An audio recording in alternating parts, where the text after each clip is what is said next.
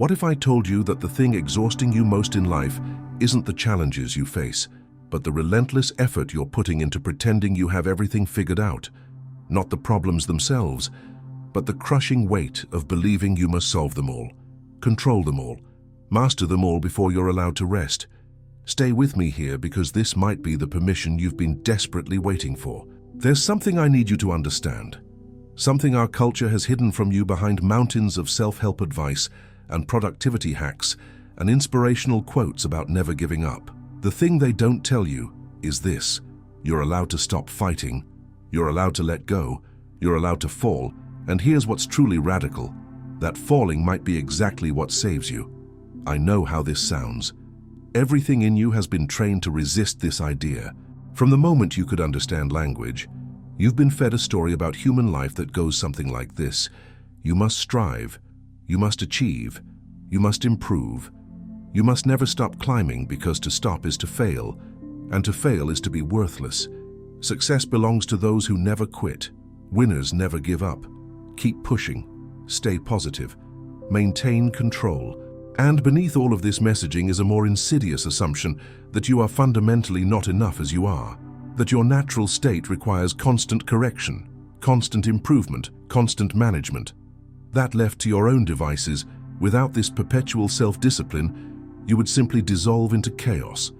What if that entire story is a lie? Not a small lie, not a white lie, but a foundational lie that's been slowly crushing the life out of you for years. Look at your life honestly for a moment. How much energy are you spending right now trying to keep everything together? How many plates are you spinning? How many roles are you performing? How many versions of yourself are you maintaining for different audiences? How many problems are you actively trying to solve? How many futures are you attempting to secure? How many images are you protecting? And beneath all of this frantic activity, there's a question you barely allow yourself to ask: what am I even doing this for? The exhaustion you feel isn't weakness. It's not a character flaw. It's not something wrong with you that needs to be fixed with better time management or positive thinking, or one more productivity system. The exhaustion is your system telling you the truth, that you're trying to do something that was never meant to be done. You're trying to control life itself, and life, by its very nature, cannot be controlled. It can only be lived. There's a particular kind of suffering that comes from this attempt at control, and it's different from the ordinary difficulties of existence. It's the suffering of resistance. It's what happens when you set yourself against the fundamental nature of reality, and then wonder why everything feels so hard. It's like trying to swim upstream continuously, convinced that if you just develop better technique, stronger muscles, more determination, you'll eventually master the current. But the current doesn't care about your determination. It's the current. It does what currents do. Watch what happens in your mind when something doesn't go according to plan. Notice the immediate contraction, the tightening, the scramble to regain control. You had an image of how things should be, and reality dared to differ. And now you must fix it, manage it, manipulate it back into alignment with your expectations. This is happening dozens, maybe hundreds of times a day. Every deviation from your mental model of how life should unfold becomes a problem requiring your intervention. Every uncertainty becomes a threat. Every loss of control becomes an emergency. You've turned yourself into a full-time manager of reality, and it's a job that never ends, because reality has this inconvenient habit of continuing to happen regardless of your plans for it. The ancient Taoists understood something profound about this. They watched water and they noticed something. Water doesn't fight, it doesn't resist, it doesn't try to control its path, it simply flows. When it encounters a rock, it doesn't stop to plan a strategy. It doesn't feel defeated. It doesn't question its worth as water. It simply flows around the rock, and over time, not through aggression but through this quality of yielding, the water shapes the rock which seemed so solid, so permanent, so obviously stronger, gradually yields to that which offered no resistance. This isn't a metaphor they invented to sound poetic. It's an observation about how power actually works in the universe. True power, they noticed, doesn't come from rigidity. It doesn't come from control. It comes from a quality they called Wu Wei, which gets translated as non-action. But that's misleading. It's not about doing nothing. It's about non-forcing. It's about moving with reality instead of against it. It's about responding to what is, rather than insisting on what should be. And here's what's remarkable. When you stop fighting the current, you don't drown. You discover you were always buoyant. The struggle was the only thing pulling you under. But we don't trust this, do we? We've been so thoroughly conditioned to believe that our constant intervention is what keeps our lives from falling apart. We've confused activity with effectiveness. We've mistaken control for security. We've convinced ourselves that if we just manage hard enough, plan thoroughly enough, worry sufficiently, we can somehow exempt ourselves from the basic uncertainty that defines human existence. And so we're caught in this exhausting loop. We try to control what cannot be controlled. We fail because of course we fail, and then we interpret that failure as evidence that we need to try harder, control more, manage better. We never question the fundamental premise that control was possible in the first place. Let me ask you something. What are you actually controlling right now?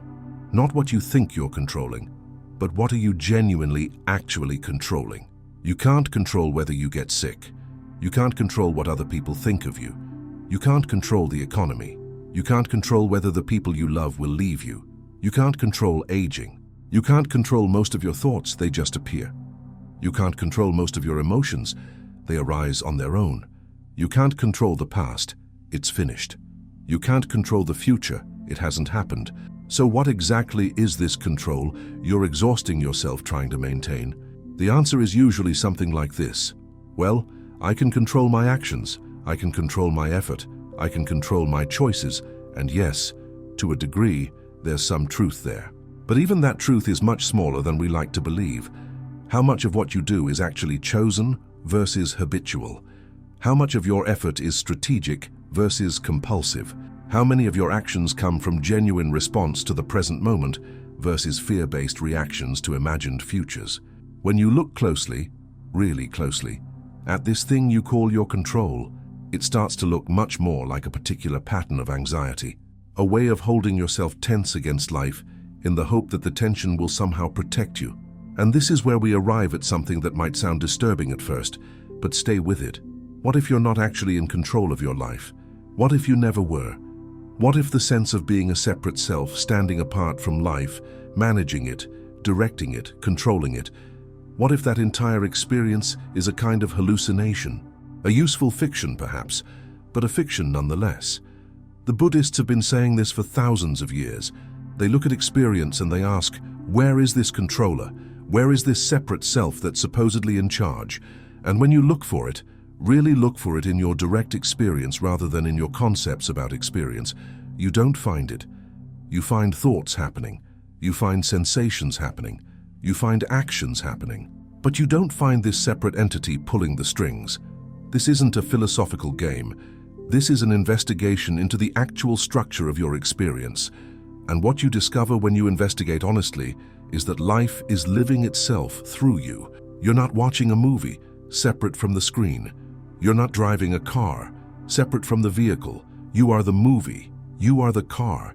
You are life happening, not someone having life happen to them. And the exhaustion, the constant grinding exhaustion, comes from this impossible attempt to be both the river and the person trying to control the river simultaneously. You can't be both. You can only be one. And the relief, the profound existential relief you're seeking, comes from discovering which one you actually are. So what does surrender mean in this context? Because I need to be very clear about what I'm suggesting and what I'm not suggesting. I'm not suggesting passivity.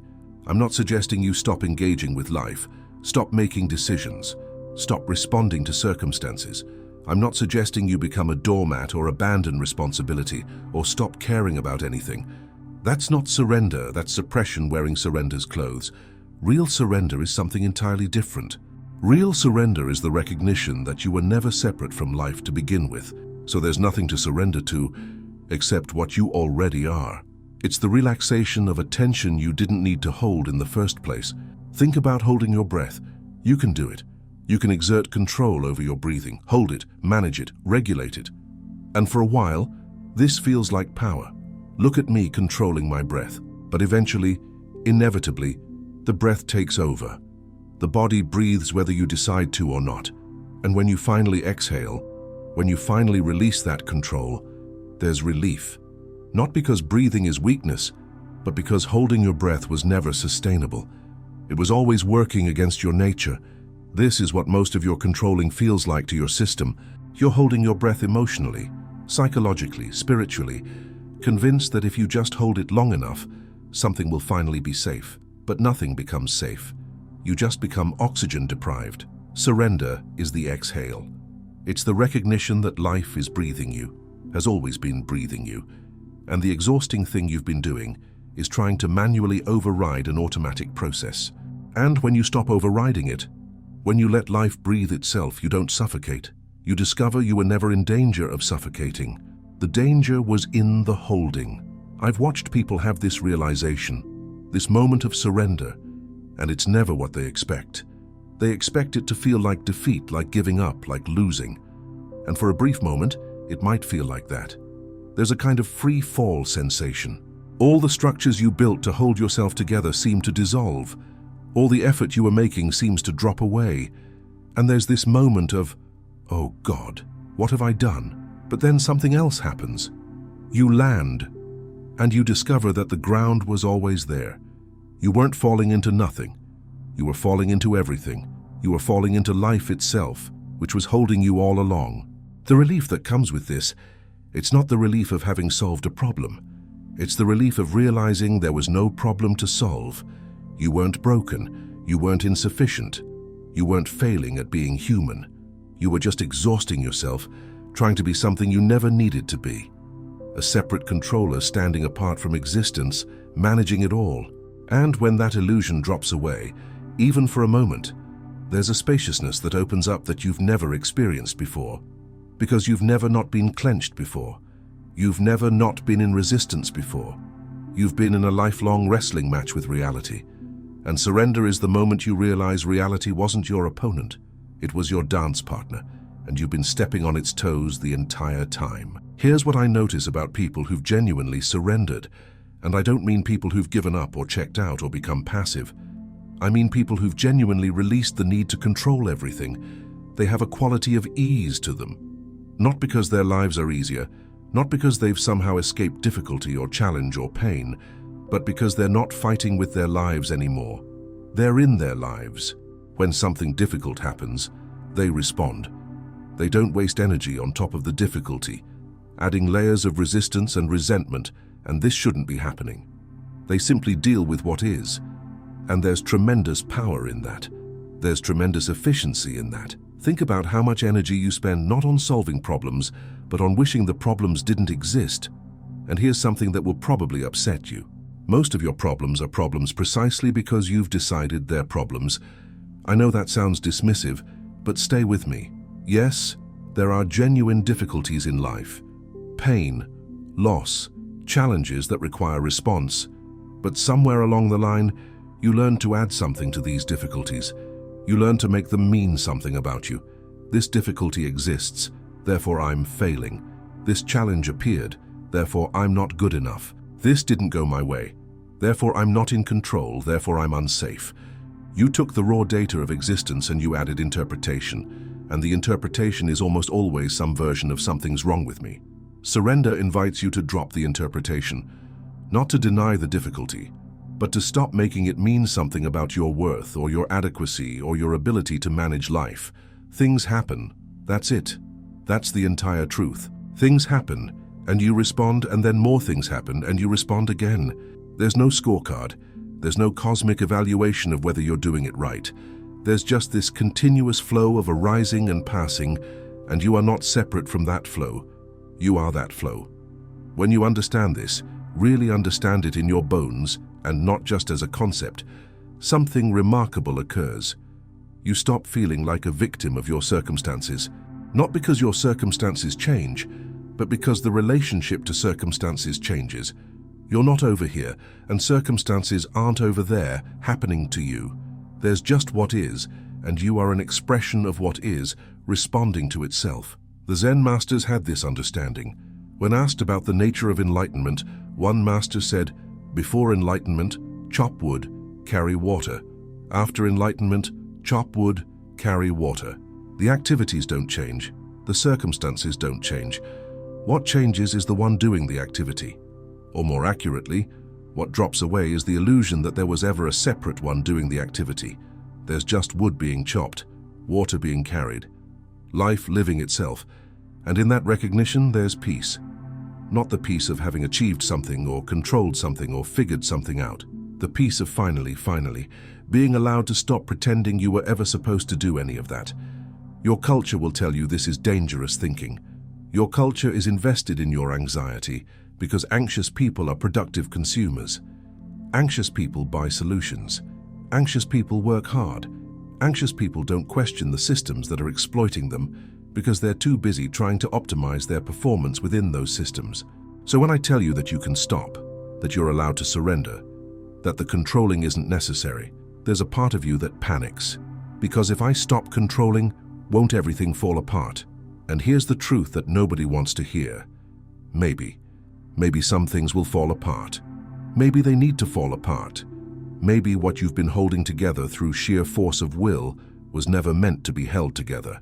Maybe your life needs to reorganize itself around who you actually are, rather than who you think you should be. And maybe, just maybe, the falling apart is not the disaster you've been taught to fear, but the beginning of an integrity you've never known. There's a particular trap I want to warn you about.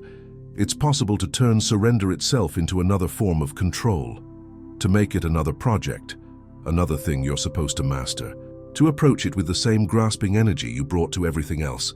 Let me surrender properly. Let me do non-doing correctly. Let me achieve the state of not achieving. This is the ego trying to survive by co-opting the very thing that would dissolve it. Real surrender isn't something you do. It's what remains when you stop doing all the things you've been doing to avoid it. It's not an achievement, it's a recognition. And it often comes not through some grand spiritual experience, but through simple exhaustion. You just can't hold on anymore. You've tried everything. You've managed and planned and controlled and optimized, and you're just so tired. And in that tiredness, in that moment of complete exhaustion, when you finally let go, not because it's the right spiritual move, but because you simply cannot hold on anymore, that's when you discover what was always underneath the holding. And what's underneath is not chaos, it's not dissolution, it's not the disaster you were afraid of. It's just you, the real you, the one who was there before you learned to be afraid, the one who doesn't need to be managed or improved or fixed, the one who is always already fine, always already whole, always already enough. Children understand this before we train it out of them. Watch a young child when they fall. They don't immediately make it mean something. They don't question their worth as a person. They don't develop a 5-year plan to ensure they never fall again. They just cry if it hurt, get back up if it didn't, and continue playing. They're completely in the moment, completely surrendered to what is, and then completely available for what comes next. There's no residue, no story being built, no identity being constructed around the fall. It just happened. And now it's over. And now this is happening. That capacity for complete presence, complete surrender to each moment as it comes, that's not something you need to develop. It's something you need to stop interfering with. But we learn. Oh, how we learn. We learn that spontaneity is dangerous. We learn that emotions are problems to be managed. We learn that uncertainty is a threat. We learn that we must always be improving, always becoming, always reaching for some future version of ourselves that will finally be acceptable. And in learning all of this, we lose something essential. We lose the ability to be here. We lose the capacity to rest. We lose contact with the simple okayness of just existing without justification. And then we wonder why we feel so disconnected, so exhausted, so hollow. We've been trained out of surrender and into constant vigilance, and we think that vigilance is keeping us safe when actually it's killing us slowly. The spiritual traditions understood something crucial about this. They didn't promise you that surrender would make your life easier. They didn't say that letting go would make your problems disappear. They said something much more radical. They said that your life is not actually the problem. Your relationship to your life is the problem. Your insistence that it should be different than it is, that's the problem. Your conviction that you should be able to control it, that's the problem. The suffering isn't in the circumstances. The suffering is in the resistance to the circumstances.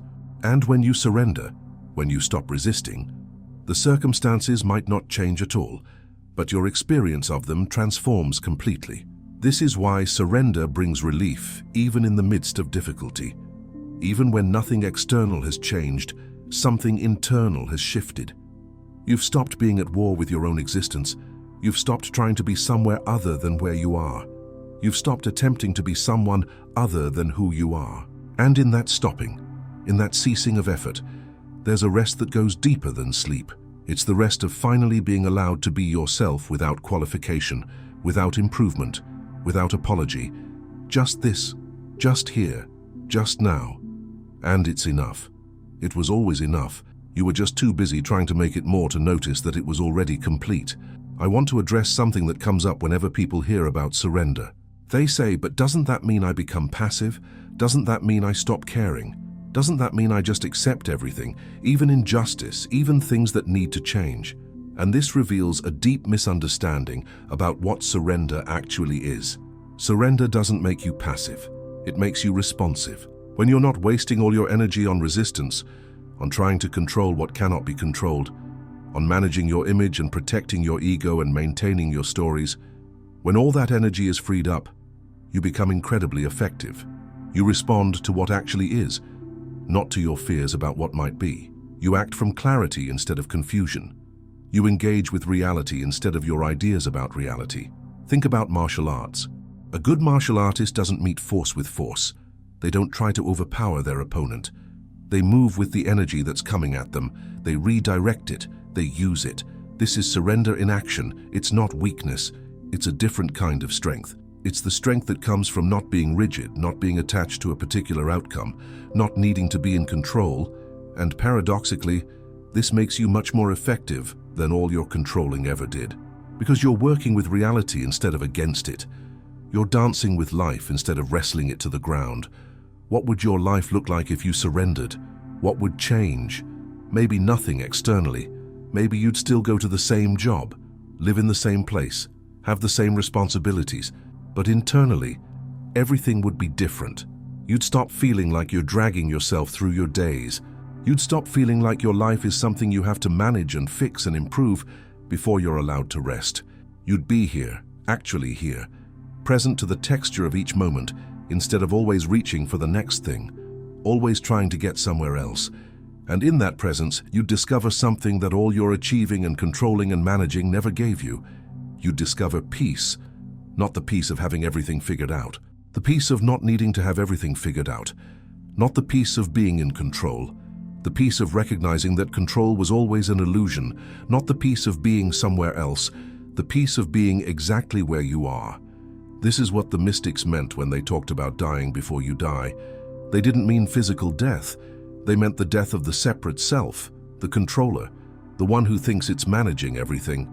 And when that dies, when you surrender that identity, it feels like death because it is death. It's the death of everything you thought you were. But what survives that death, what remains when all the controlling falls away, is more alive than anything you've ever known. It's life itself, raw and immediate and utterly present, and you're not separate from it. You never were. You were just so busy trying to control it that you never noticed you were it all along. So here's what I'm offering you. Not a new technique, not a better way to manage your life, not a path to some future enlightenment. I'm offering you the possibility of stopping, right now. The possibility of letting this moment be exactly what it is without needing to fix it or improve it or get somewhere else. The possibility of exhaling that breath you've been holding for so long. The possibility of discovering that you're okay, right now, exactly as you are, without one more achievement, without one more improvement, without one more thing being different. This is surrender, and it's not giving up. It's waking up. Waking up to the fact that you were never separate from life to begin with, that there was never anything to control, that you are the ocean pretending to be a wave, worried about whether you're waving correctly. And the relief, the profound existential relief of finally understanding this, is beyond anything your controlling could ever accomplish. Because it's not relief from getting what you want, it's relief from the wanting itself. Relief from the endless grasping, relief from the exhausting project of trying to be someone you're not. You can rest now. You can stop, not because you've failed, not because you're giving up, but because you finally understand. There was nowhere to get to. You were already home. You just forgot to notice because you were too busy trying to improve the house.